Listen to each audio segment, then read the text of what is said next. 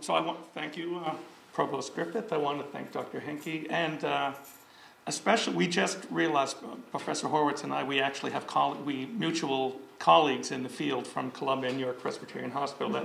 So I thank Dr. Grasso for suggesting that we actually present together today. Good choice. I tend to produce a lot of slides. I may have more than I need today, so I'm going to move fairly quickly. And I think we've decided maybe we'll save questions to the end so we don't cut into each other's time. My first disclaimer was to narrow the title down a bit. The general theme is urban renewal. What I'll be talking about today is issues related to zoning practice and zoning policy. Anyone familiar with that? Good. And I'll be specifically talking about sort of my entry to this project was discovering what's going on in Jamaica, recent history of Jamaica, and then starting to make collaborations and connections with senior services here in the Jamaica area in the context of zoning and urban change. So I hope you'll also appreciate that this was a PSC CUNY funded project very recently. I consider it exploratory, something that I will keep doing, and I do consider it a pilot project, so keep that in mind too. I also wanted to make some acknowledgements. This is something, the field I'm learning about. Several people had helped me with this. I've been working with JASPOA here in Jamaica, Jamaica Service Program for Older Adults. Carol Hunt, the executive director, and Stephanie Zevon, who's the director of senior centers in Jamaica, were extremely helpful and made this project possible. I've been talking to Mr. Carlisle Towery, who's the executive director, president of the GJDC, Greater Jamaica Development Corporation. He provided me with a lot of useful documents. I've also been working with other people in New York City to understand zoning and housing issues in the city. Gary Gutterman, Director of Developing Affordable Housing, Senior Housing at the Metro Council on Jewish Poverty. Ruth Finkelstein is with the New York Academy of Medicine, Director of Health Policy. She's a tremendous resource, and you'll talk more about some of what they're doing. And then I started reaching out to other cities that are already kind of making, I'd say maybe more, they're smaller cities and a little bit more progressive in terms of zoning policy for older adults, in particular in Philadelphia. I'm speaking to Ava Gladstein, who's the director of the Philadelphia Zoning Commission.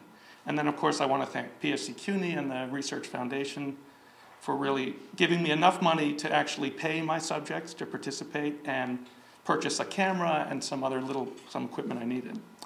So my first question is, as Provost Griffith mentioned, aging is something we know is, well, it should be on everyone's kind of radar screen. This is a global phenomenon. We talk about population aging. In particular, we know from UN data on population growth that we're about to reach a very significant turning point in global population aging where roughly about 2015, we're almost there, the percentage of older adults over 65 will exceed the number of young children under age 5 in the world, and then we think this gap will continue. So there are different rates of change in different countries. Some are a little slower, others are dramatically increasing. So the United States is one in particular. From here you can see, like on the African continent, they're expecting about sort of increase from 9 to 10% by 2050. The dramatic changes, some are almost double and triple in terms of population growth with adults over 60, are in places like Asia, Latin America, and then similar rates here in the United States.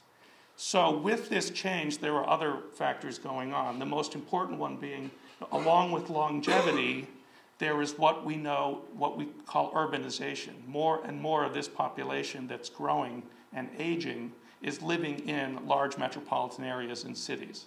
And the UN predicts that along with this change, we're going to reach a point where about 60% of the world's population will be living in major cities, New York City being one of them. So New York City, if this is news to you, so New York City is trying to plan ahead. There is an effort now. It's a global effort that was started by the UN Aging Program and the World Health Organization called Age-Friendly Global Cities. And they're talking about cities like Tokyo, Rio de Janeiro, London, Shanghai, The mayor took an interest in this, and there was, because of the promotion and the efforts of the New York Academy of Medicine in particular, here in Manhattan, to make sure that New York City was keeping up on this trend and being part of the discussion and part of the plan. And what I wanted to mention is there's a bit of a history to this as well. And if you're interested in these documents, let me know. I'm happy to can give you a bibliography or more materials in the future. Here in the United States, the issue of urban planning for older adults really started to take shape. It was more than, I'd say, 20 years ago. The US is primarily the phenomenon of suburbanization. I'd say in the 1960s and 70s, people moving out of cities has created many smaller areas, regional suburban areas of sprawl, where people are, as we say, aging in place. And if they choose to stay there, these cities are not equipped to deal with people who, as Provost Griffith mentioned, when your physical abilities change and you need basic things that we take for granted, like public transportation, access to supermarkets, being able to take care of your daily needs without having to drive a car somewhere. There are many parts of the country that are not ready for that. We're a little bit luckier here in New York City. You know, however you feel about the MTA, we have the MTA here, and that makes a huge difference.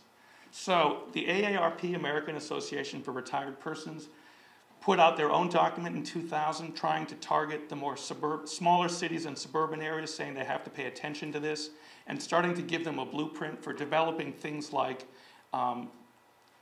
public transportation support systems for older adults, encouraging a new urbanization in small cities, getting people to move back to urban areas. That was the start. Larger cities like New York City joined this effort later, and I wanted to give you just a short timeline here and let you know where things stand.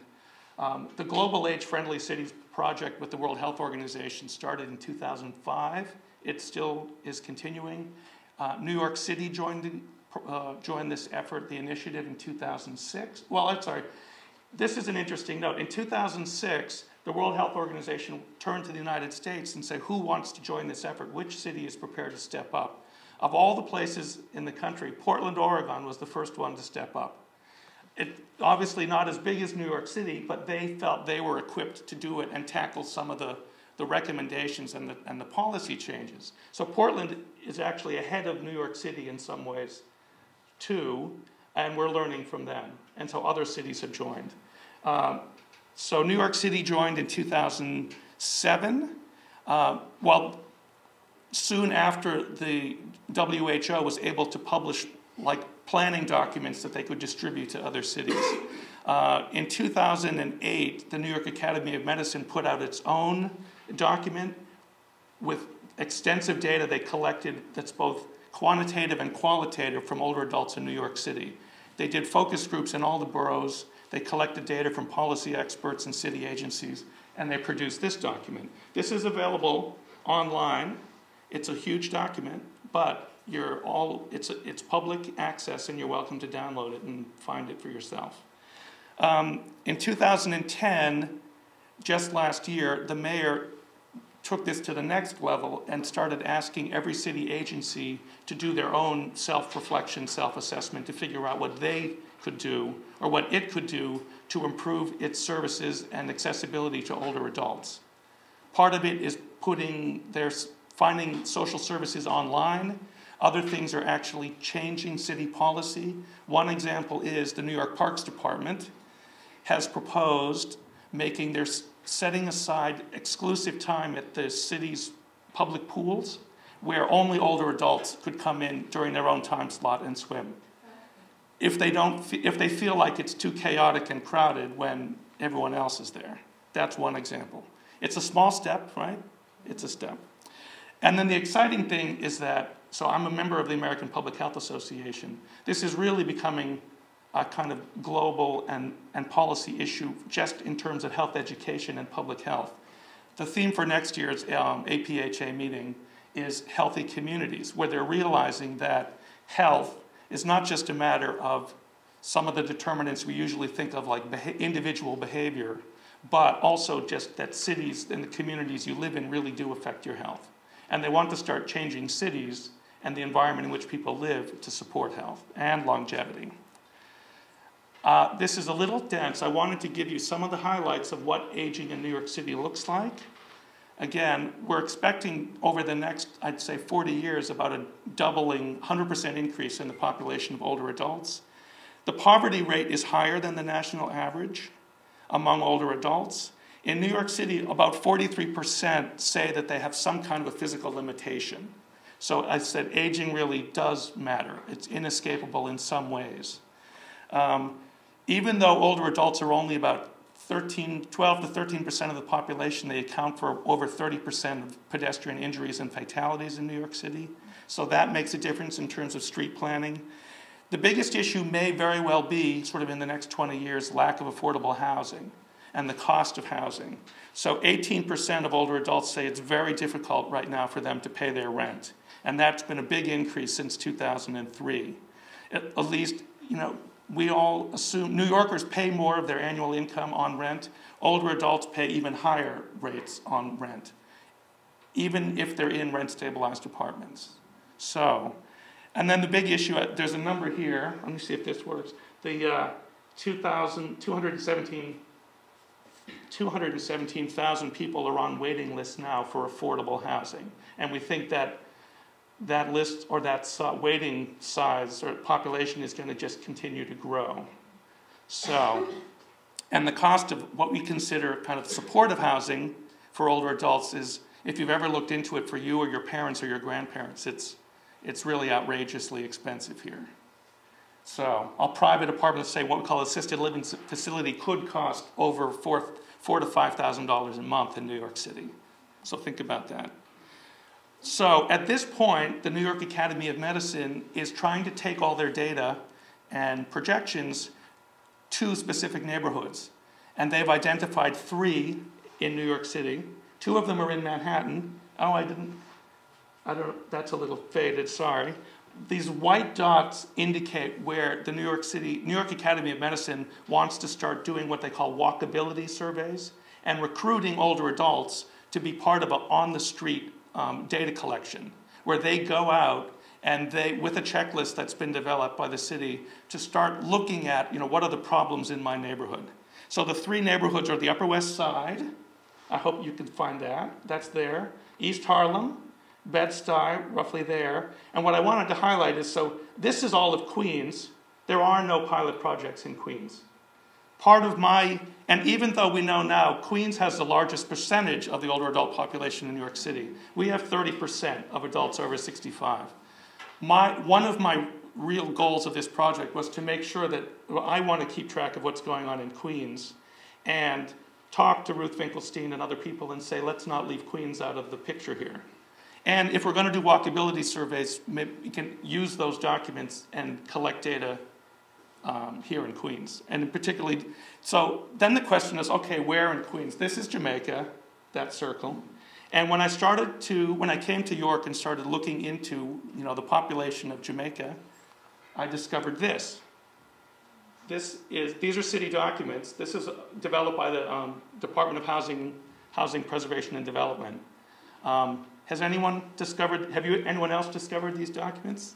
Oh, one hand. Can I ask why? How did you find this? Alex, I used it in a writing class at the 300 level. Writing, okay. Thematic approaches for the semester take place, and that whole class spent a semester looking at that rezoning proposal. Oh boy, okay, you may know more about this than me, but we shall see. Okay, only one? Anyone, let me see, live here in Jamaica? 3, 4 of you, okay. So there is a rezoning effort. This is kind of the latest phase in Jamaica. I've given you the rough outlines here, and I don't know if you kind of recognize the boundaries. I apologize for a second. I'm going to pick these up to keep moving. To the north, maybe you'll recognize it. It's 87th and Highland Avenue. To the south, about 110th. To the east, it's 191st Street and Farmers Boulevard. And to the west, this is roughly the Van Wyck Expressway.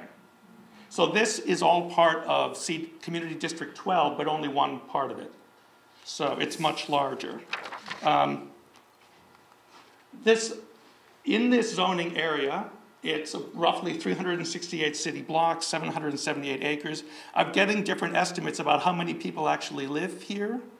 I don't have the 2010 census data, but we know over 200,000 people, predominantly African American, Caribbean, non-white. There's only about 2% white population here in Jamaica.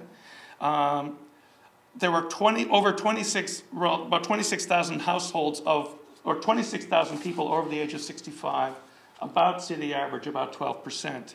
And then I just have a little bit more data here. 30% of the households here in Jamaica, they say, have at least one or more people over age 65. And we think that could be increasing. I've got different estimates on the median income. There's a higher poverty rate here in Jamaica than there is in other parts of the city, but the estimate of the median is not that far off from the New York City median income, which is about $40,000 to $45,000 a year. Depending on where you live, that's really not much money. But that's the median, so you know what that means. Many could have below that income, many above. The poverty rate, I said, really varies. I didn't include the map for this, but according to census blocks, you can see some areas with very high poverty rates in some neighborhoods and some are lower, South Jamaica in particular. So we have a slightly higher home ownership rate here in Queens than in the city overall, but one of the most distinguishing and shocking features of housing in Jamaica is that this was an area that was targeted for marketing of some private mortgages, much higher here than other parts of the city. One, there were more houses here, single family houses, but both the subprime mortgage rate was much higher here in Jamaica, and then subsequently the foreclosure rate was dramatically higher here than in the rest of the city. So what I just quickly wanted to show you or familiarize you with some of the zoning maps is what does zoning really mean? The color coding that the city has provided basically shows you it's both density and height. So if you think about, Manhattan Midtown with extremely high towers versus, let's say, Greenwich Village. There's a reason why, structurally, geographically, there's a reason why the heights are so different, but there are also zoning issues. The colors here, in other presentations, I've told people, the colors kind of correspond to our homeland security threat levels. If you're worried about height as a real issue, height and density, so the lighter colors mean lower density, lower heights. The darker the colors mean they're creating a template where they're allowing greater height and greater density. This was the original map, and one of the concerns in Jamaica was that there's not enough variation. That, as you can see, I point out, the orange area here was previously zoned for pretty high structures that came right up against, yellow areas that are residential, that are single-family houses. So there's a lot of kind of benefits and drawbacks to zoning for different people. Stakeholders have different gains and losses here, but what they tried to do was create a lot more variation. One of the goals, as you can see, is for these orange areas in red, they're creating a special, what they call downtown district, where they're allowing the greatest height, and especially right around the LIR Jamaica train station, great height there. And then they're trying to really, what they call down zoning, the areas that are residential, so that you don't have a 10-story building right next to a single-family house. That is the goal. I just want to quickly show you, in the higher density areas, some of the projections include buildings, let's say, roughly 10 to 12 stories tall. There's a few of those on Jamaica Avenue already. The question is, do you want all of Jamaica Avenue to be 12 stories tall, or just pockets? So as you can see, these are at least, and what I want to point out, all of these are right now architectural drawings and renderings. None of these are actual, they're just projected. That's one of the issues we have to deal with now, given the recession, is how much of any of this is still realistic or possible. The goal then in some of the lighter areas, they show you the different housing types, is to try and preserve some of those and prevent overdevelopment in residential areas. And then one of the issues, sort of the issues for debate in many other public hearings was where they call upzoning, when you're allowing greater height along major thoroughfares like Jamaica Avenue and Hillside Avenue and even Guy Brewer Boulevard. The question is how high and how will that fit into the existing neighborhood? So this is so I forgot to point, so we're right here, York College. Guy Brewer, they're allowing right along Guy Brewer fronting the street up to possibly 4, 5, 6 stories. And then, as you can see, up on sort of hillside up here, up 10, possibly 12. Okay. And then one of the issues... Oops. Setbacks. Okay, well, this is one example. There's a lot of negotiations that went on before the final plan where people could say, they would say specifically, looking on a map, my building has been zoned for this height, and next to me is a much smaller one, so I would like some adjustments made. So the setback phenomenon is if you're going to be high, how much sidewalk space do you take up? If you go higher up, this is one example, you're right, where if you're going to keep going higher up, they want the upper levels to be smaller than the lower ones. And then they did take this into consideration. This is still a little ominous. If you're going to be up against a residential block, they don't want a sheer wall here. They want setbacks in this phenomenon. There are a few areas where this might happen. Let's say Hillside Avenue. Something could wind up on a block where on the hillside you'd get something very large, and then in back of it would be single-family houses. Many people during the review process said, I own a house on a block where this could happen, and I don't want that to happen. And you have to negotiate. There were very few architectural images of what Jamaica might look like in the future. This is one this is before and after. This is the area around the LIR station. And from this, I just want to spend a few minutes here to describe some of the kind of positive and negative reactions to this plan. This may be this is in one of the densest areas around the LIR station. There were very ambitious plans from developers who stepped up and said, we fully endorse the Jamaica plan because one man said, I plan to build a 25-story hotel complex across the street from the LIR station. That was 5 years ago. So things have changed, or things might change quite a bit. I'll just mention quickly, there were very sort of mixed responses. Some people fully endorsed it, other people had concerns. One of the examples being from commercial business owners. Along Hillside Avenue, a coalition of owners love the plan because they feel like it's a very blighted, neglected area, and more housing in particular would really boost the economy. In contrast, business owners along Sutphin Boulevard, near LIR Station, opposed the plan because, as this is what the buildings look like on Sutphin now, this was the plan for the future. That means removing these buildings and these stores. And they said, they were told they would be relocated, removed and then relocated, but they were extremely worried about how that would happen, when it would happen, and the cost of if they get relocated to an area with less street foot traffic and less customers, what happens?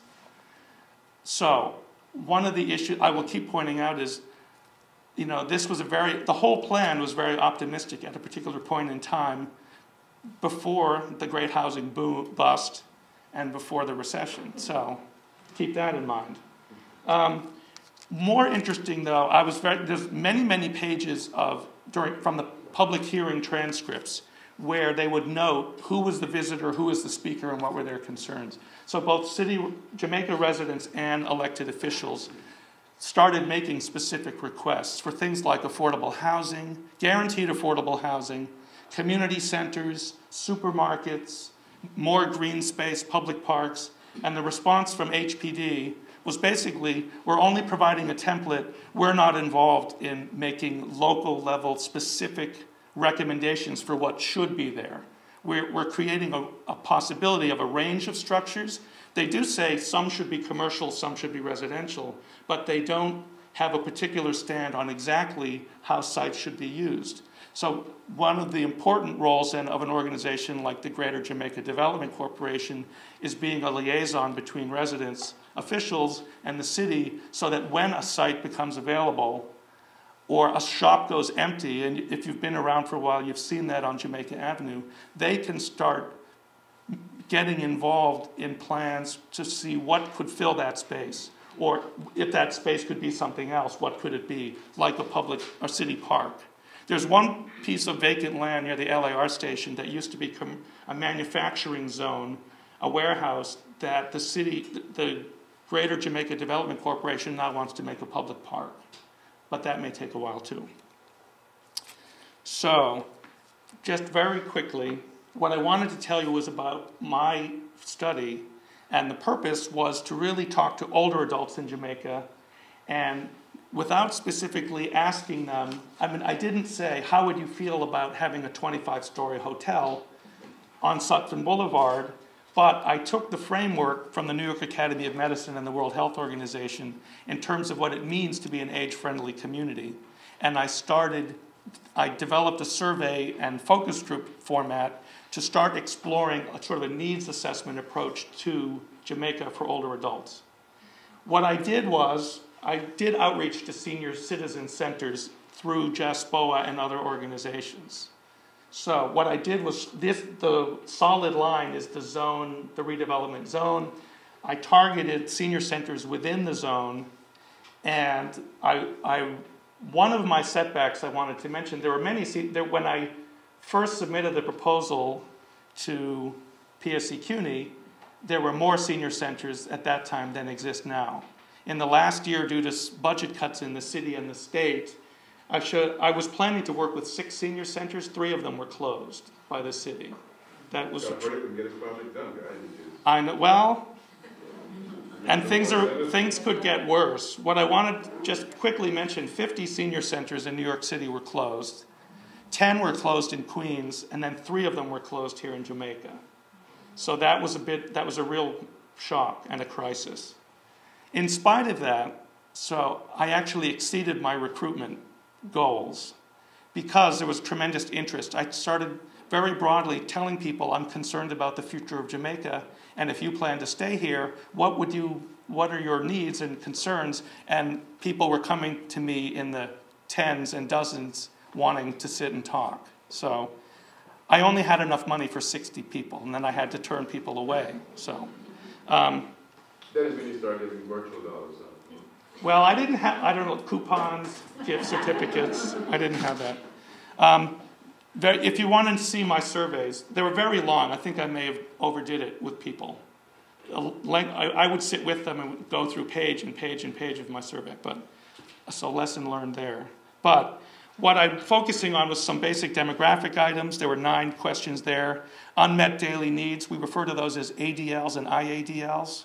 I hope you're all familiar with that? Yes. Okay. I know some of you are. Okay. ADL are basic things. Oh, IADL. I is for instrumental activities of daily living. Things, I describe those as categories of activities that you generally do outside your house or need to leave home to accomplish.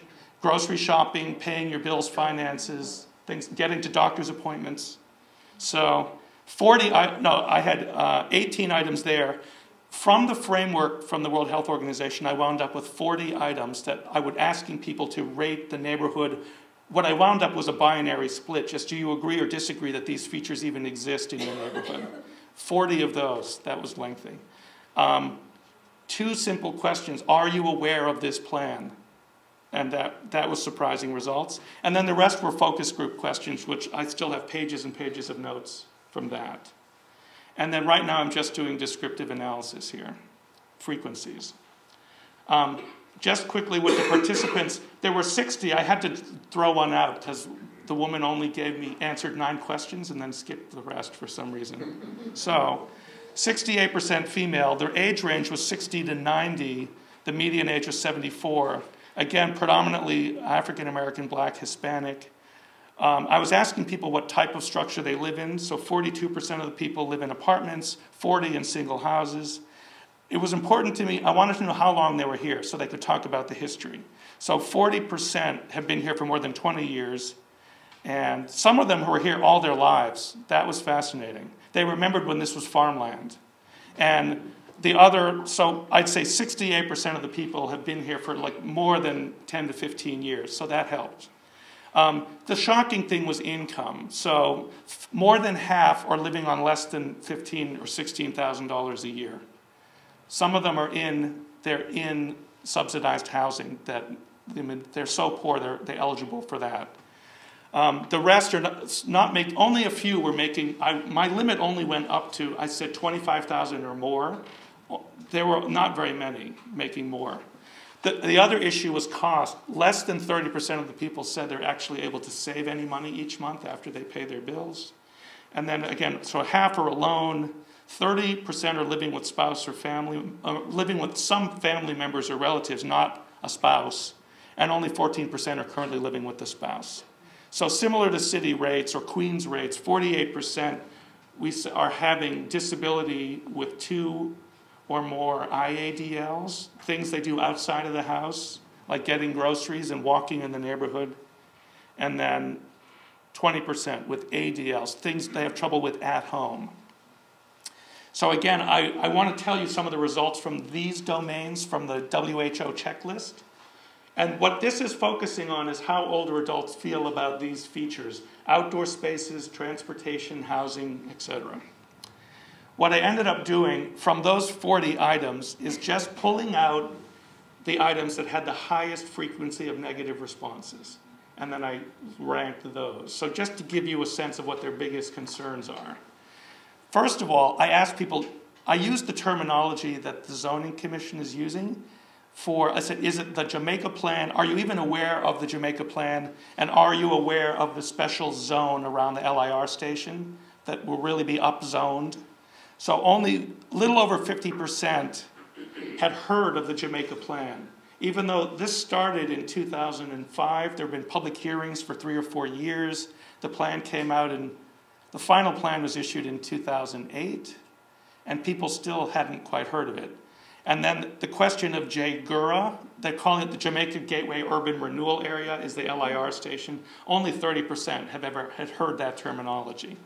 So maybe you might be able to read this a little faster than I can explain it all. But some of the biggest issues, I said, in outdoor spaces and transportation were where 69% of people they don't feel safe being out in Jamaica at night. I wanted to know that people actually are here on a regular basis, and they are. Many said they come to Jamaica or in the downtown area 5 days a week, but only during the day.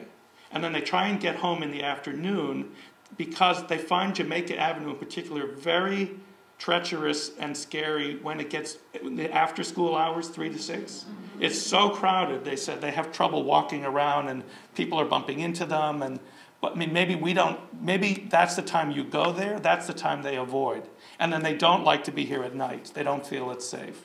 So the other issues are, in the downtown area, there's not enough public seating. If they get tired, there's nowhere to sit. Bus stops in particular, some very new glass bus stops have benches. Many of the real official bus stops, there's nowhere to sit and wait for the bus. That was an issue. Sidewalks are crowded. They do use public transportation, but it's not well managed, they say. I'm going to speed things up a little bit, I apologize. Their big issue was housing. If they do want to stay here, very few options for supportive housing if they decide they have to leave their current apartment. Assisted living really not available. I've started to look into that. There's some in Kew Gardens, Forest Hills. It's not in Jamaica. And those who actually cannot live on Social Security and are looking for jobs feel like there's no opportunities here for them unless they work through, there are federally subsidized part-time jobs through senior centers. Actually, a few of them, there's a federally subsidized program that hires older adults to work part-time for minimum wage. Some of them work here at York College. Did you know that? This is a placement site for them. So I'm actually almost to the end, so I hope we're doing good. In the focus group responses, many people flat out said, I love Jamaica. I'm going to stay here for the rest of my life. One woman said, The only place I'll go after Jamaica is a cemetery. This is where she wants to be. But there were some other diverse opinions. So it was interesting. This is the LIR station. And in terms of the built environment, physical structures, one man said that when they built this, it made him feel like Jamaica was an important place now.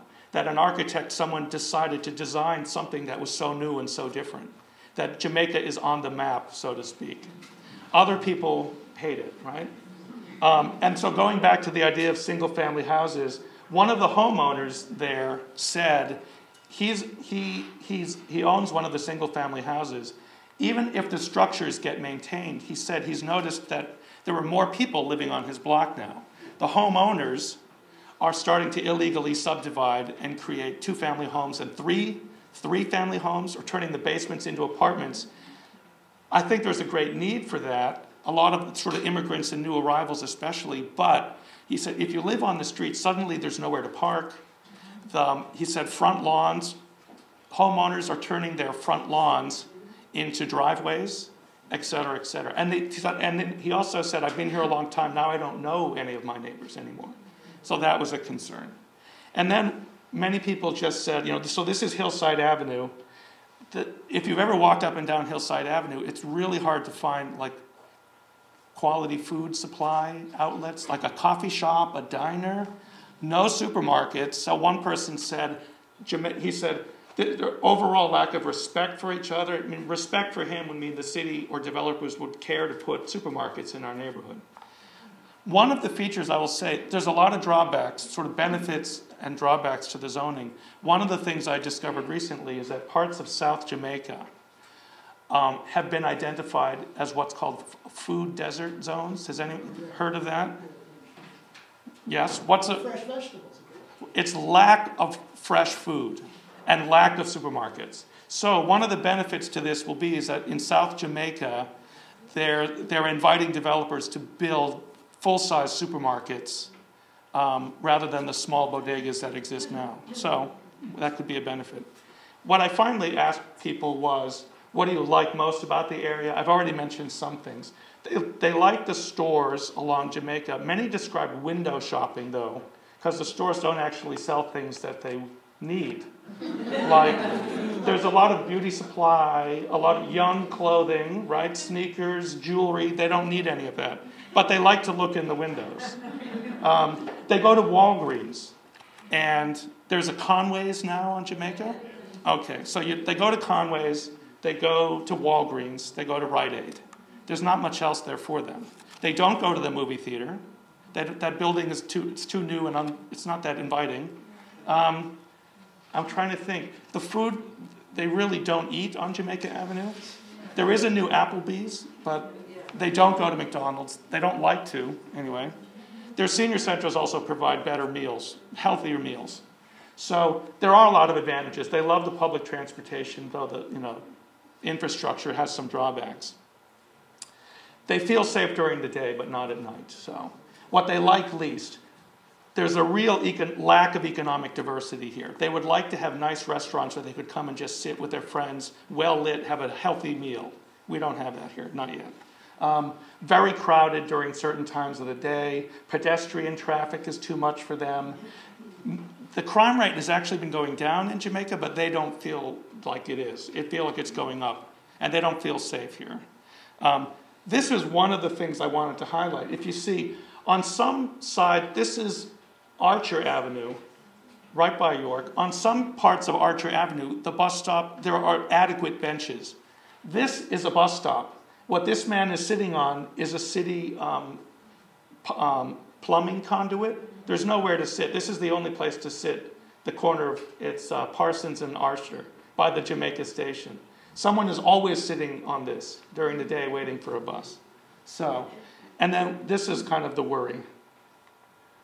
So what I finally did was I took all of their concerns, and then I've been pouring through hundreds of pages of the environmental impact statement from the zoning plan to match up the concerns against. I will say the one thing, the city and HPD is obligated to spell out in as much detail as possible all of the potentially negative impacts So they call it the environmental impact statement of this entire plan in all of these different domains. What I pulled out was some of the biggest concerns and complaints from residents, HPD, elected officials against the concerns of older adults. So the things that turned out were cost of living. The current plan says nothing about mandating affordable housing in Jamaica. They can offer incentives to developers to, if they want to build a market rate luxury rental building, the city can encourage them to build a certain percentage of what the affordable units in another part of Jamaica. But that's just an incentive. So they can't require developers to do that. And then the big issue was what percentage of the units. If you build 100 units of market rate housing, the city says there should be 20 units of affordable housing somewhere. The other issue then is what's affordable. If you're living on $16,000 a year, nothing is affordable. So that was a big issue with housing. They have, I don't want to scare anyone, but the city in their plan already figured out that about 200 units of housing will be removed if the plan goes through as planned. They call that direct displacement. That's residential units. And up to between 18,000 roughly and another 7,000 of housing units that they call indirect displacement, which means if it becomes more expensive to operate and live here and property owners decide to raise their rents to attract new residents, then we call that gentrification, right, so to speak. If it gets more expensive to live here, they anticipate that a good number of people may just not be able to afford to live in Jamaica anymore. They can't quite tell exactly how many will be displaced. There were other issues about increased congestion. If you end up having 15,000 more people living here, or another 10,000 units of housing, the question is, are those people going to use public transportation? Are they going to drive? The downtown area could be even more congested, etc. And that could place strain on city services like police and safety and fire and other matters. And then the question was, if there are all these new buildings here, are we actually going to lose open space and green space? So if older adults feel like they just want to go from home to a senior center and back home, they've lost out on all the opportunities to kind of be active adults in the Jamaica area. And then the last thing, so I'm kind of torn. This is, did anyone ever shop at Alexis? Me too. This is the Alexis store on Archer and what's that, 170? No, it's not Parsons. Yeah. So, and I walk around Jamaica all the time, say, you know, what went out of business and what's new, and this was a real surprise to me. So, at this point, as I mentioned, the whole Jamaica plan, I refer to it. It was a very optimistic kind of pre-recession plan for Jamaica. They really did imagine that along Hillside Avenue and Jamaica Avenue and even Guy Brewer, developers would be rushing into the area to build new housing. They just thought housing values and opportunities would keep increasing. Again, one developer said, "I'm ready to build a hotel at the Jamaica Station." That didn't happen. They still want to develop the Jamaica Station area as a more commercial business district, which I think could be a good thing. But the existing business owners there are not sure what will happen next. So I kind of, if this is the snapshot of, you know, kind of, I'd say worst case scenario, we start losing business in Jamaica. My final thoughts on this, or the next step, is in my thinking now, there are a lot of sort of trade-offs, winners and losers here. Some of the concerns of older adults could actually be ameliorated. They want more economic diversity of shops. If some parts of the development go through, you could see a much broader range of commercial developments here beyond fast food and jewelry stores and 99-cent stores. You could see other stores. Many of the older adults I talked to lived here in the past when there were big department stores here. Does anyone, Macy's, Gertz? They always talk about Gertz because we still have the Gertz building. So, and they really miss that. They missed that. So they think, you know, this could lead to stores like that coming back, but if they can't afford to live here, what's the point? And so that's the issue. My thought in reaction to this slide, my comment is, at this point, the worst thing that could happen is nothing. That all of these plans could just disappear, or could happen 30 years from now, instead of, the goal was to implement a lot of these by 2015. So, okay, see, laughter is a good reaction to that. So the whole scope of this plan, the template is there. That's what the HPD keeps saying. The template is there, the balance of commercial versus residential, the densities, but at this point, they can't control what the rate of change will be or who will be affected in different ways, negatively or positively. And so my last comment, so I ran over a little bit, is there are a number of people, sort of NYU, the Wagner School, at New York, Columbia, starting to, because of the AgeFriendly initiative and its future progress, of using census data in really interesting ways to map out kind of micro-level densities of older adult populations in the city. So we can start to look not just at boroughs, but neighborhoods, blocks, and streets to find out where older adults are living. And I mentioned that because one thing I was thinking of doing is not only reaching out to like other stakeholders in Jamaica, people who would be in a position to create change, but looking at like micro pockets of older adults and figuring out if their kind of locus of activity starts to shrink with age or become smaller, then maybe if the off-site, they call the affordable housing off-site incentive, where you have to build market rate in one area and then affordable in another, you can start to target where some of those off-site locations might best be placed.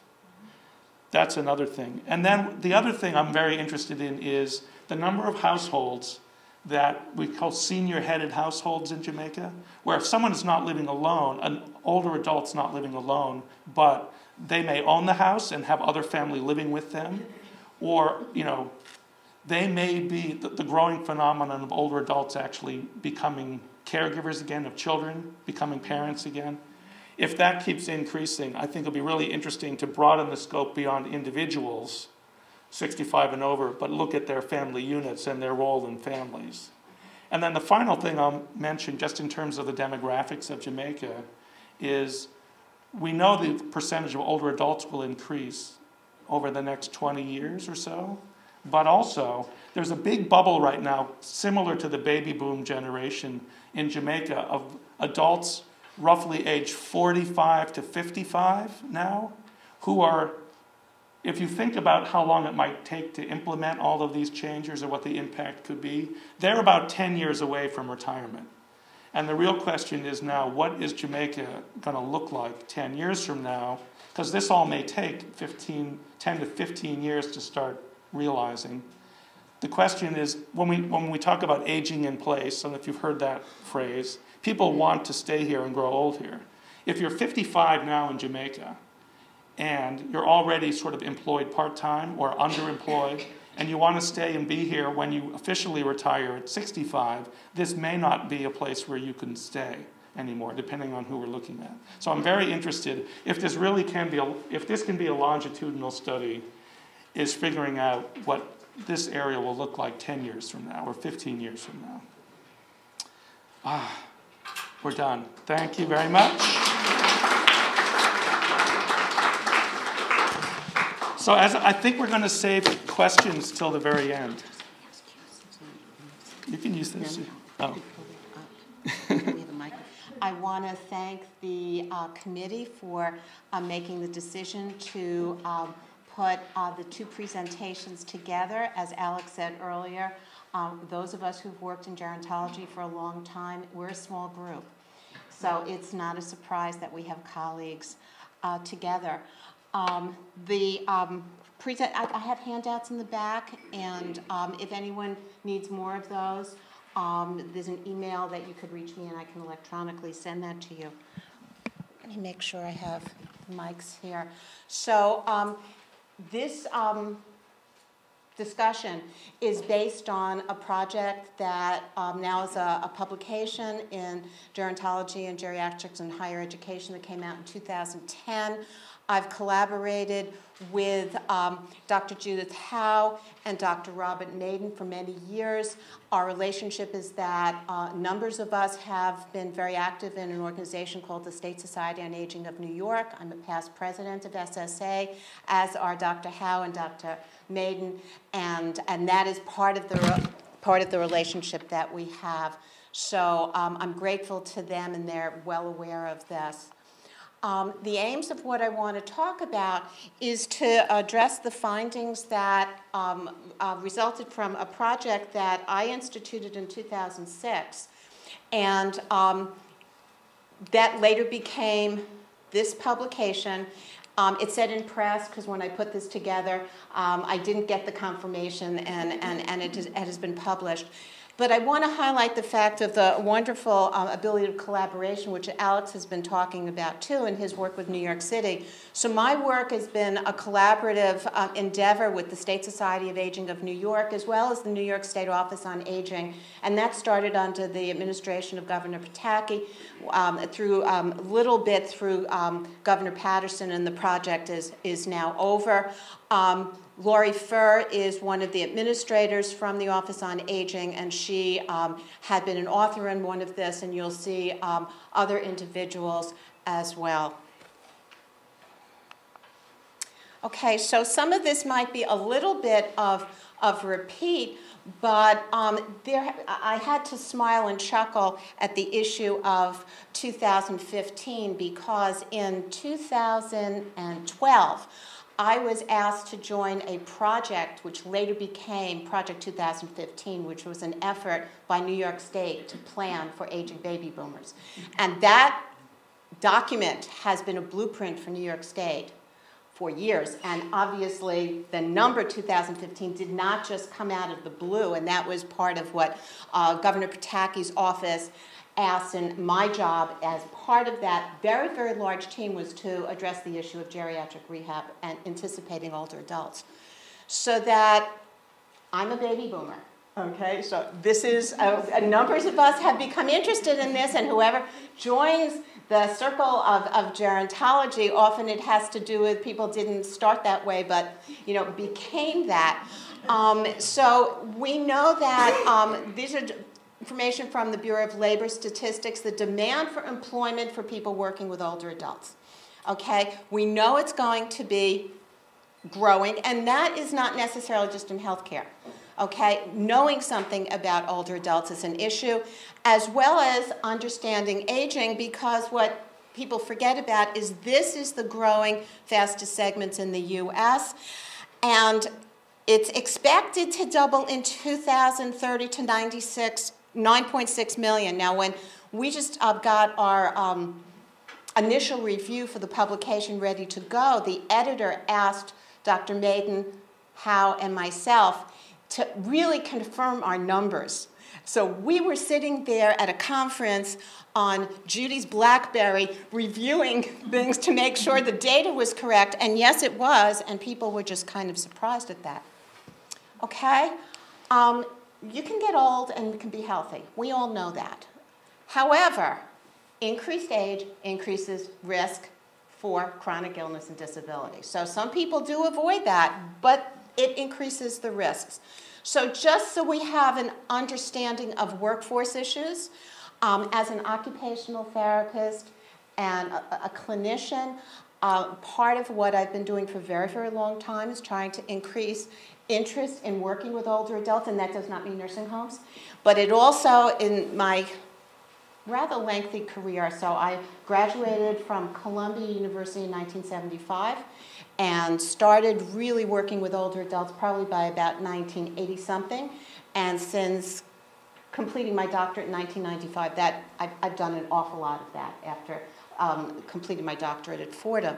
So it is my mantra that regardless of your area of interest, from real estate to leisure to clothing manufacturers to jewelry to restaurateurs, that this is a market you want to pay attention to. I'm deviating a little bit, but the large corporate businesses that are most interested in older adults are Metropolitan Life, Bank of America, Merrill Lynch. Those are the people who are spending big bucks on a variety of research, and we know why, as well as our tour operators and our cruise lines. So that's, no, I'm being very realistic. So it is not a field only for those of you in there who are clinicians. I think understanding aging will make you a better salesperson, do a variety of things in the economy. This is an issue.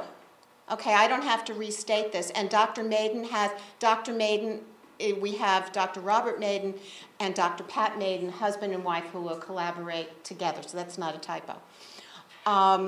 This is a concern. So the reason this became a felt need is those of us in State Society on Aging are an interdisciplinary aging organization. I encourage you to check out our website, State Society on Aging of New York.org, and we focus on the needs of New Yorkers and supporting how we can assist older New Yorkers and their families to age in New York successfully. And we're an interdisciplinary group. So we had some concerns about education and training and decided that we were going to roll up our sleeves and this was going to be our project. And this is just some of the information that you need to know. And this doesn't come as a surprise. You have all these people that are aging, many of them over age 85, who have some ADL and IADL needs, may need someone to assist with bathing, dressing, whatever. And those are the healthy folks. You know, those are not necessarily the disabled folks. And I'm just looking at time. Okay.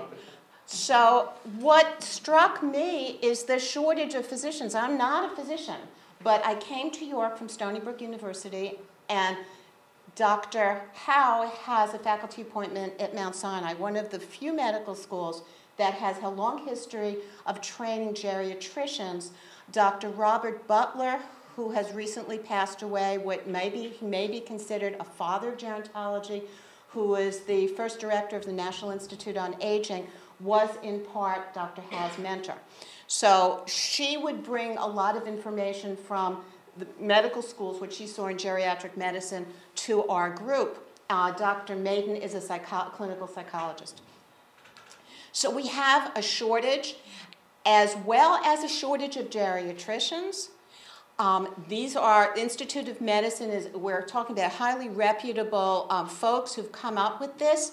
This is what we're saying we need by 2030. I think that data from 2003 is probably inaccurate. I think it's higher, but that was what they came up with.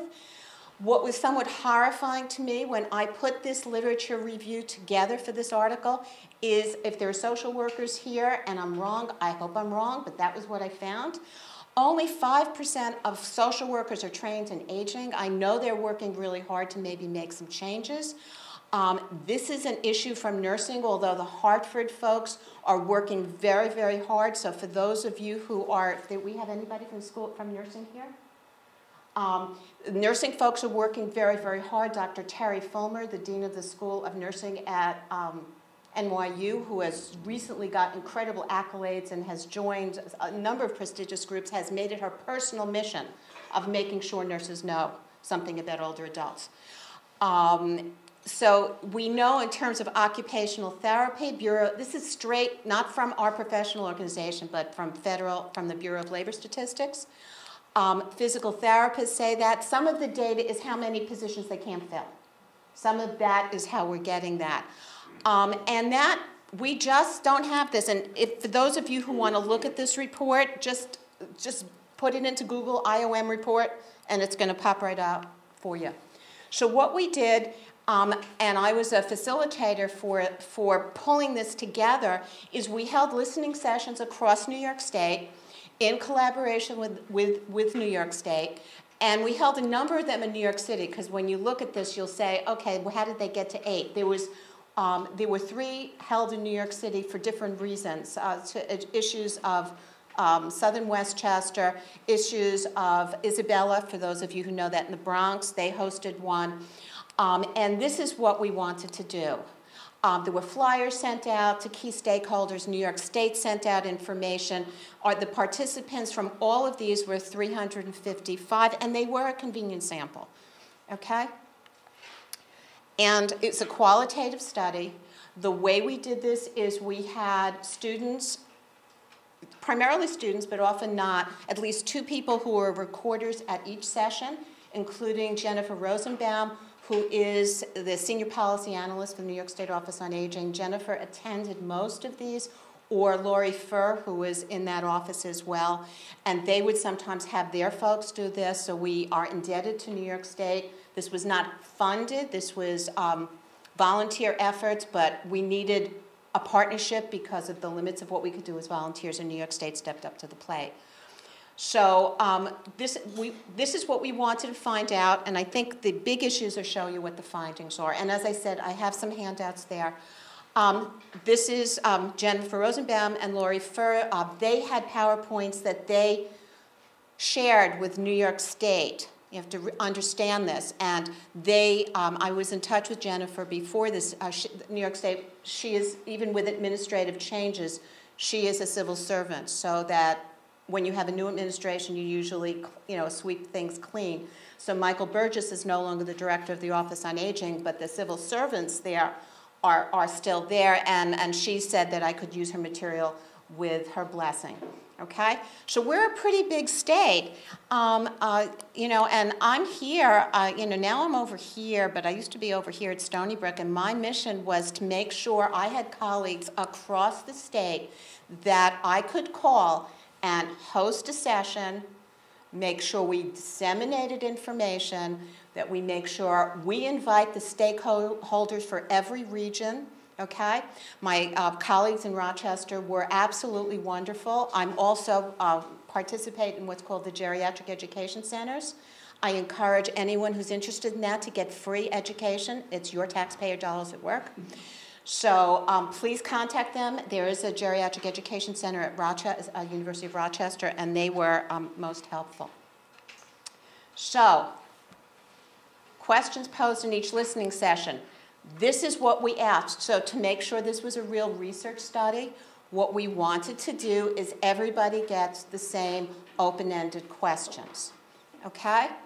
Of the people who were invited, we had people from healthcare organizations, we had clinicians, we had academics, we had legislators invited, we had professional organizations invited, we had older adults who saw themselves as advocates, we had folks from the gay, lesbian, transgender communities, depending on location.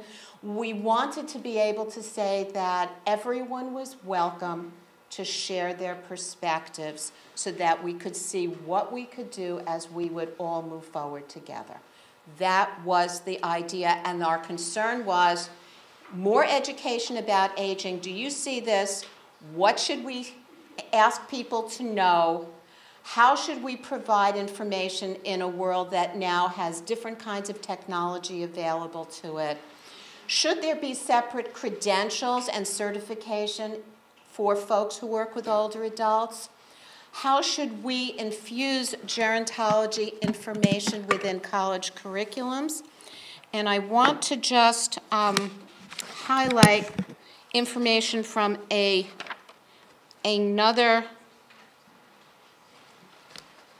study from Dr. Maiden.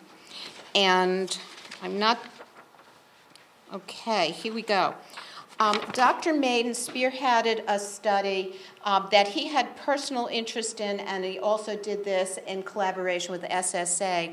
The study, I believe, was done in 2004, and he assessed colleges and universities across New York State. The N was 241 New York State colleges and universities.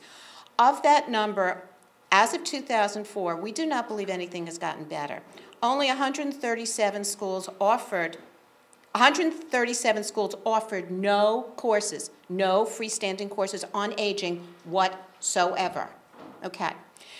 4% had gerontology majors, 2% had gerontology minors, 16% offered certificates in gerontology or geriatrics. For those from colleagues of mine who have been in this field for much longer than I have, the data is that things have gotten much worse since 2008. We're not exactly sure why, but that seems to be the case. And then some courses are embedded in programs such as occupational therapy, nursing, physical therapy that a student could never take without being accepted into that program. So when I was at Stony Brook, I'm new here, so some people haven't found me yet, I would get calls and say, I'd like to take a course in gerontology. Do you have one? Yes, we do, but it's in the occupational therapy program. It is not open to everyone else. And there was a freestanding course that was developed on campus, but that was one, and that's for a campus of 25,000 students.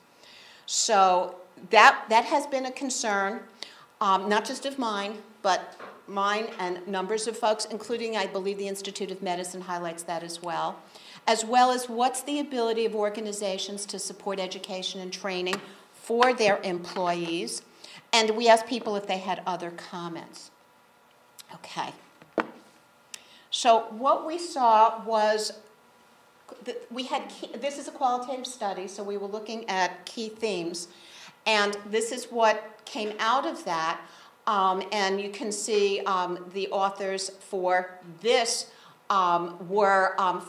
we presented this at the Gerontological Society of America. It was presented, I believe, the American Society on Aging, State Society of Aging in New York. In other words, these presentations have been presented widely. But it's important to do, and Dr. John Kraut is the director of gerontology at Ithaca College's Gerontology Institute. So, what is the problem? And the problem seems to be, we have the themes that we need more education about aging in agencies serving older adults. Meaning, if you are a family member and you have a home health aide coming into your home, it might be nice for you to know that they know something about older adults, not just the 40 hours of basics of how to help get someone dressed and transfer them and know what medication is and what, very, very basic information. And New York State may be ahead of the curve of that 40-hour training. Okay, I'm not sure of the other states. Understanding human development, what is considered normal aging? Someone who says it's hard for me to shovel snow at 87 years old. That doesn't mean there's really anything wrong with that person. Maybe it is just hard to shovel snow at 87 years old. Maybe, but maybe there's no one else to help you. We've had a lot of, snow, and maybe, that is an issue. Does aging always mean negative stuff? I was I was on a treadmill in my house the other day, and TV's on, so it keeps me motivated to stay on the treadmill. And Barbara Walters was talking. Anybody know how old she is? She just disclosed 82. 82. I heard her yesterday, and she was talking about her bypass surgery and how she feels, valve replacement, I think, and how she feels really, really, really good, and how she was talking with Bill Clinton about cardiac surgery and and variety of things. She's 82 years old. Now we're seeing her with makeup, we know that. But this lady is not retiring. Okay, so positive perspectives on aging is really important for people to understand. And we don't really teach that much because we don't teach that much about gerontology. The whole issue of disabilities, it's not germane to this presentation, but we have a high percentage of people who have disabilities that they were born with or they acquired, or there's someone in their family that has a disability. When people have a disability in 2011, that doesn't mean they don't age with that. So, if we're working with children with cerebral palsy, those children with cerebral palsy become adults with cerebral palsy, become older adults with cerebral palsy, as well as continuing education that is affordable and accessible to people. So what did we come up with in terms of data? That there's lack of incentives for credentialing and certification outside of licensed professions. And people weren't really excited about that. They just thought it was something that would cost more money and maybe, we're not ready. That may not be true, but that's what our study came up with from our sample, that we should mandate education about aging in grade school. Now, For those, Dr. Kraut has studied this extensively. According to what he says, New York State Department of Education and Curriculum require, for those of anyone here is a teacher who knows this better than me, there is something in the curriculum that talks about this in elementary school. He has an entire elementary school curriculum available free online that Ithaca has piloted, but he's trying to give it away. He's not getting people to take it because people are so concerned about reading and math and don't want another thing to do. Lack of funding to have people study. Disconnects between what academic institutions, employers, state government providers are saying, because more training costs more money. Also, if you have higher credentials, you have a different pool of people, and since there are so many shortages of who you can get to work, there is tremendous concern that if you make it credentials harder, you may have a smaller pool that you could draw from to employ.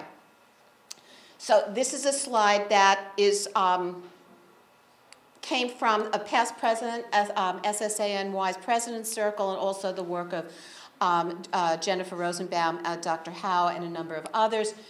Top findings, which sort of were said before, but this puts it in a different manner, and no financial incentives, funding, money. Okay, certainly right now, this study was completed in 2009, so certainly now we're not in a place to start saying we need more money. But we are in a place that we are in crisis mode as people of my age move into the older adult category, and there will be an issue of needing more people who are knowledgeable because it will be cost effective for the system to have knowledgeable professionals and knowledgeable clinicians. Top issues that were grouped. This is also from, you can see that the slide changes. This is from information that New York State crunched. And there have been, regardless of politics, the New York State Office on Aging is an apolitical group, which means the interest is to support the needs of older adults and families regardless of who's elected and who's in office. So that has been the mantra, and I've worked with them for Republican and Democratic administrations. It doesn't seem to make a difference. So for those of you who say it's politically driven, no, in this agency it is not. There was thought that we should have more online training. Some people say that online training should also be done with mentoring and worksite training. There are still folks out there, depending on educational level, that don't have a laptop at home, that live in rural upstate New York. You don't have public libraries that are close. The winters are long, and they're seeing need for face-to-face training. And then greater linkages between employers and academic institutions should possibly roll up their sleeves and to work in the community. Okay, so somewhat to reiterate, this is considered a major problem, okay? There have been, no surprise, as of something like numbers in 2006, I believe if you worked at McDonald's, you got paid more than if you were home health aide per hour. Okay? And I believe if you work at McDonald's and you're full-time, you get health benefits where home health aides for licensed home health agencies do not. So we are in crisis mode on some of this, and if people have family members using utilizing these folks, most of these folks are working as hard as they can and often working multiple jobs because they have families to support as well. So what we need is new models. IOM is Institute of Medicine. They are major players, as is the New York Academy of Medicine. They have not been players in this, but there's a small group of us who've been doing this for a long time. So this is a concern of minimal training for certified nursing assistants. This may or may not happen. Certainly I don't think it's going to happen right now. Home health aides and nursing assistants are different categories in New York, so we need to recognize it's different. This is an issue of increasing questions and core competencies within the professions on licensing exams. Some professions have done that already, but it's not uniform across the board. The issue of state Medicaid programs should increase pay. We know that's not going to happen now. But what is going to happen is we're going to have fewer and fewer and fewer home health aides, and people don't realize that, so when they need one, they're going to say, well, why can't I find one? And that's already happened in terms of locating people. So we have the gray market of home health aides, which most of you may know what I mean. We have the licensed folks, and they have those word of mouth folks who have ambiguous knowledge, and families often feel hard pressed because they have no other choice, and it is difficult. And this one, you know, education should not be just for folks here, it should be the public at large, to be better consumers of their own care, know what they need, ask better questions. And this one seems to have possibly some traction, that we should have loan forgiveness programs across the board of those identified professions where there are shortages. Medicine, nursing, OT, PT, and social work. There are some already for medicine and nursing. I do not believe that there are for the others, so that people who are going to be working with older adults would have loan forgiveness for them, such as what has already been done in the National Geriatric Service Corps, and this is from the work of Dr. Howe and Dr. Maiden. So, this was some of the thoughts that we as authors had, and that how can we support legislation. So policy often drives practice as opposed to practice driving policy, from my perspective. And this is not my wording, this is IOM, a quality chasm, that we need new paradigms, new ways of providing services, as well as how we can relate patients and providers. And since we said we take questions at the end, this would, you know, this would be a good way to throw this open to questions and comments, I guess, for both of us. And if anyone needs to reach me, if we have no further handouts, I can just send you what I have. Thank you. Can I make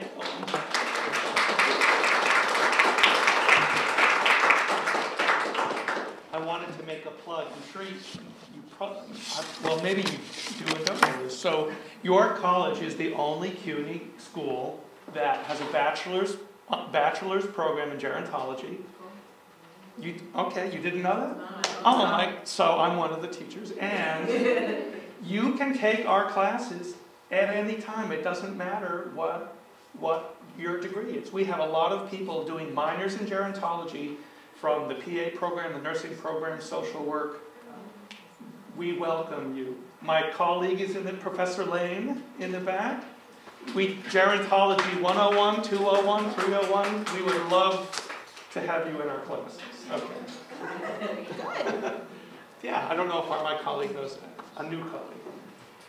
So we open up the questions for either one of us, both of us. Professor Lane. It's not really a question, but it's a comment, and I came in a little late, so pardon me if it was already said. But when you were speaking about services for seniors, in the example that you gave, is that if someone had, I think it was cerebral palsy as a young adult, you know, it goes throughout the life's journey. What we're also seeing is that there's also a gap with people who have mental illness that's being missed, and especially if it's this timing. If you've been mentally ill all your life, you're not going to be all of a sudden not mentally ill at 60, 70, 80 years old. And I think that's a huge piece that's being missed and not even looked for in the primary care setting. No, thank you very, very much. That was an oversight. It just seems to me that the only hope for this real thing is that now us boomers are there. It's going to generate demand, which is going to generate cash, and people are going to decide to have to pay for it. I don't see it everywhere. For home care? Is that what you mean? Oh. But the issue is we have significant workforce shortages. So what we know, and there isn't anybody from nursing here, so I hope I'm saying this correctly. There's documented shortages in nursing. The reason we have shortages in nursing is we don't have enough nursing faculty. That is well documented. We don't have enough people with PhDs in nursing who could be in nursing, so we have smaller schools. So even for those programs, there's a program here, a nursing program here, So now we've tried to ratchet things up with more nursing programs, and what do we have? We have nurses that can't get jobs because of a variety of things, and many of these people will go into other careers because they're bright, energetic folks. And then what happens 10 years? It takes a long time to train these folks, so it's a challenge. But, you know, so they don't find jobs, but I mean, if there's, the hope for, let's say, and they is go that we get some cash behind it, So so there are jobs and people want to go. You've identified, obviously, you know, like a very, you know, serious issue, but the whole thing comes up against the strong nature of our youth culture in this country. I think there's definite prejudice against what do you say, ageism, you know. And I gave the example of Barbara Walters, and that's really like amazing. But it's this dilemma. On the one hand, we admire her energy and her mental acuity and everything, but the facelift after the facelift. I don't think she's that.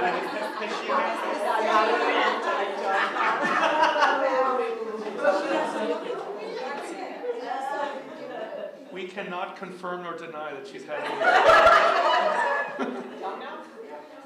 But I think at some point the culture has to confront that people do get old, and it's not necessarily a bad thing or something to hide or deny. There's so much denial, especially, you know, there's a new book, I don't remember the exact title, but there's a new book out saying in part baby boomers will make a tremendous change. I mean, we're just hitting that major tidal wave or wave.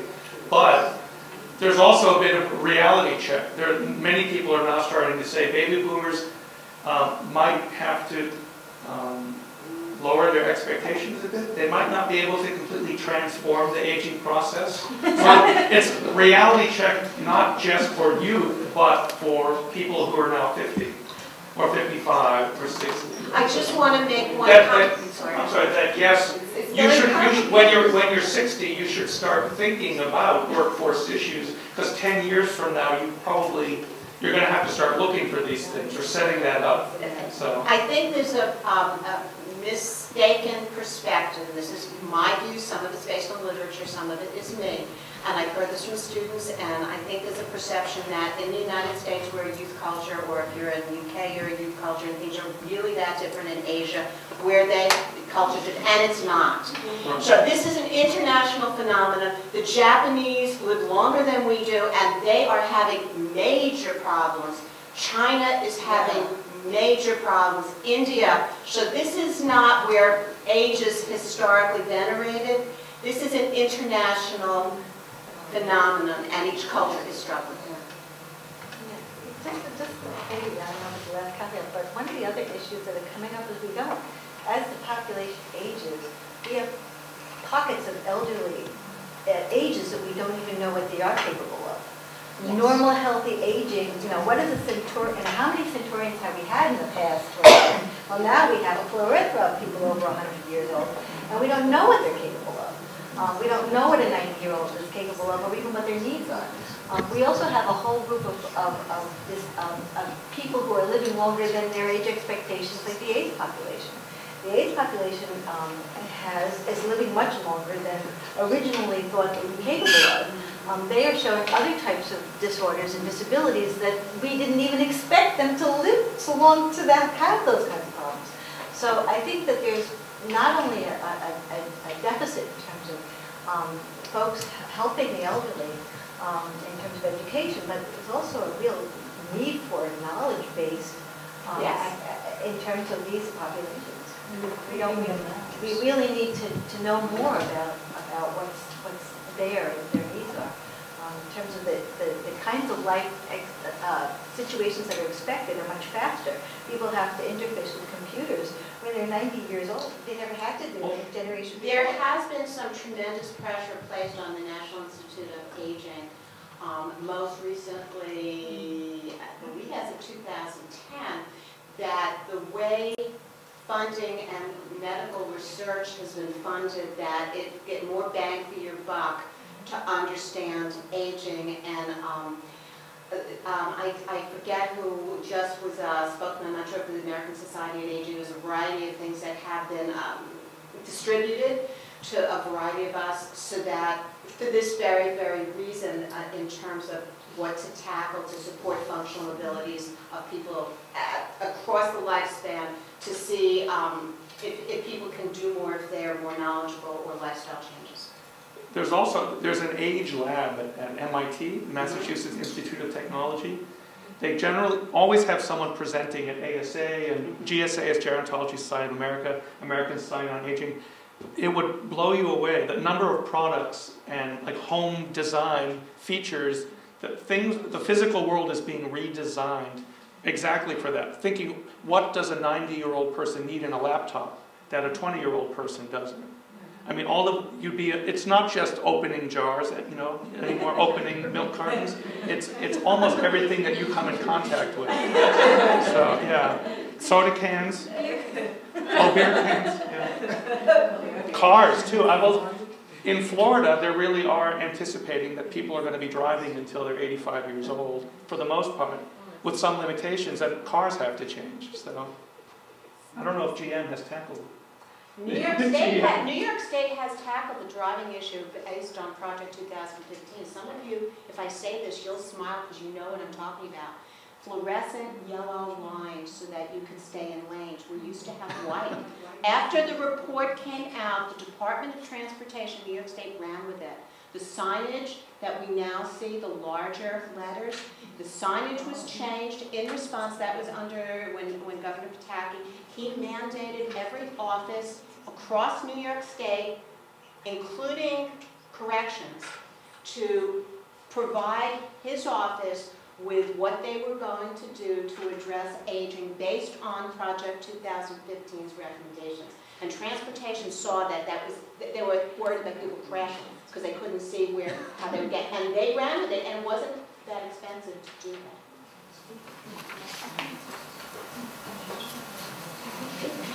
I just wanted to ask you, because I'm at the age where I'm watching beloved grandparents die, and so I've had three experiences now. One, grandmother staying in the house with the family all around, caring for her, with outside people coming in.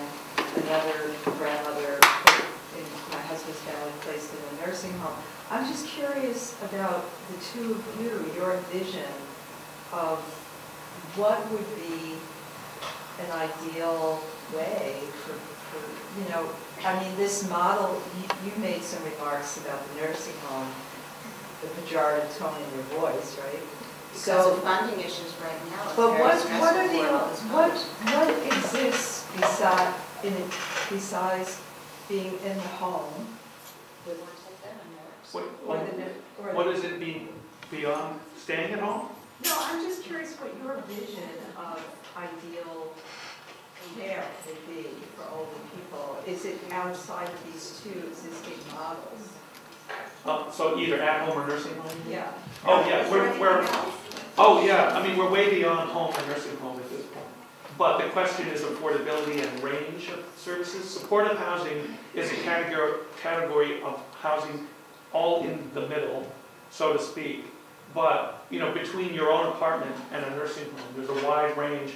We call supportive housing adult housing or assisted living, but there are many, many different categories of that depending on your, as Provost Griffith said, your abilities and needs. The trick is to find the right setting depending on your needs and thinking, are you going to stay there long enough to anticipate that you may develop other needs and physical limitations?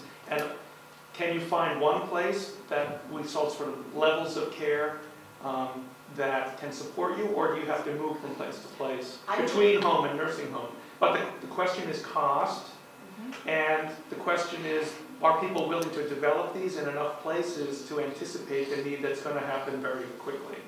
So there are types, but they're expensive. I just want to talk about the types that are not expensive. Oh, good. Okay, and these are available. They've been available for a long time. They're not available everywhere. So something called NORCs, Natural Occurring Retirement Communities. New York State has been funding NORCs for a very long time. They're not available all over. Constellations where you can, I don't have the code, how many, what's the density for people over the age of 65 where services are provided, that's one. Case model programs. VNS has one. I encourage people to look at Beth Abraham's model, CCM. Medicaid eligible individuals live at home, go to an adult day program, have services for the rest of their life at no charge. Okay, so we have those two. We have many models. They're just not, people don't know about them. They're demonstration models on Medicaid waivers sometimes. And there is more out there than you would imagine without paying private amounts for assisted living. It's just they're small and people have to be knowledgeable of access. Yeah, we're moving toward more, I think, I mean, do you agree the trend is toward services that would support home, staying in your own home, kind of neighborhood-based, rather than people moving to another type of facility. What do you two think about this? We can't afford nursing homes. We can't afford nursing homes anymore. New York State's just cut the Medicaid amount. I'm not sure what it is, but it's just in the new budget.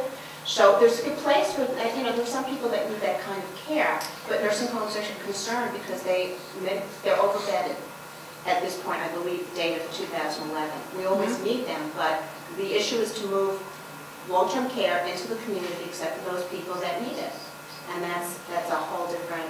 That's another project. I heard funding for NORCs is they're cutting state cuts. They're cutting services and funding for creating new NORC programs. I've heard in New York State and particularly New York City.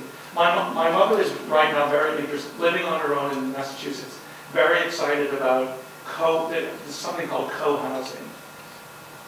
It's not available in all places. It's clusters of homeowners deciding to live in a more communal setting, where they actually structure houses on one block. You would own your little home, but it would be able to micro-development where there would be shared spaces. People would have a dining hall where they would eat together. Neighbors could visit each other, check with each other. But it's designed for homeowners, not for renters. And the other comment I'll make, we have two more comments, is I completely agree. There are assisted facilities that I like in New York City. If I decide to stay here, I can't afford those. They're $5,000 to $6,000 a month. I can't afford those. In the light of the time, I'd suggest we take one more question, but I see a number of students here. I wonder if any of those have perhaps a question or comment they would like to make. And then Dr. Grassi may have an announcement. And then we have pizza here and some drinks afterwards. You're the future. Well, we're the future too, but you're the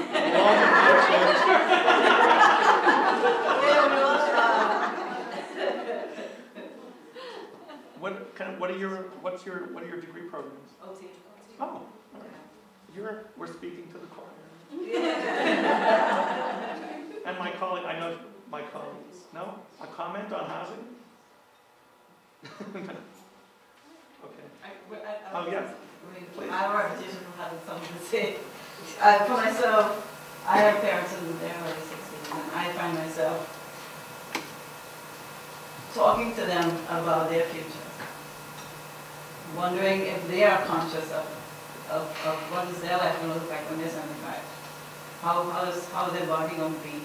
Encouraging my mom to exercise, keep moving, those kinds of things. She got used to eating well because my dad was diagnosed with blood pressure issues early. So she has had the advantage over him as far as health is concerned, taking care of him, taking care of herself at the same time. But I find myself very interested in the community, that group of people that I think of. I have ideas of retirement type packages for people when you retire. What do you do with yourself when you retire? You know, that's a challenge. Many people cannot afford. Right, and then there's some people that can't. Right, what do you do? Because let's say you're in the corporate world, you're still at 95, now you're retired, what do you do? What's the transition?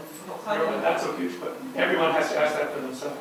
Right. What did you imagine you're going to do when you stop working full time? People continue to work in different ways. Exactly, and are you able to?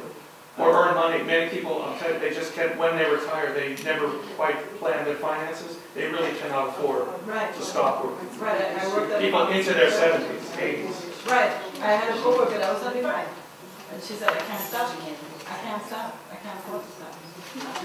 So that's a bigger question. I don't have an answer. If you cannot afford to stop working, Right. that's a huge question. And she just cashed out the 401k. Just before I stopped working, she had to cash it out because she had to. We have to redefine work. What are employment opportunities? What work needs to be done if you're 80, 90 years old? Right, if you're able. And you're able to do something. What? But you're able to do things. What are those things? Right. That are work that can be compensated. Thank you. And yeah, Okay, I have a question about, in terms of education, I mean, there's so many elderly persons as you have mentioned, so where's the disconnect coming in that we're not able to educate persons to be able to be,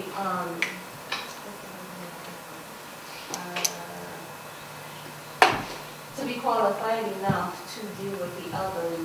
Where's the disconnect falling? We know that there's a problem. We have so many older adults who need care. So why can't we educate people to actually be licensed and certified in care? In the professions, the questions we can, and in some professions, the issue is to modify curriculums to increase gerontology and geriatric curriculum. In some curriculums, we have it already. Some of it has to do with money, but from the other side of it, and Alex said this, and it's in there, but it's kind of woven in between, is that demands what the public needs to know. In other words, if people are not paying, if people are not using Medicaid, which is a very small segment of the population, Medicare doesn't cover long-term care. Everybody needs to know that. So that is not an issue.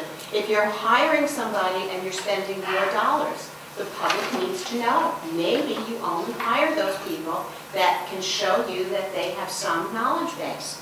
If the public realizes that, since so many people are paid just cash, maybe then it will behoove individuals to go learn and seek out knowledge.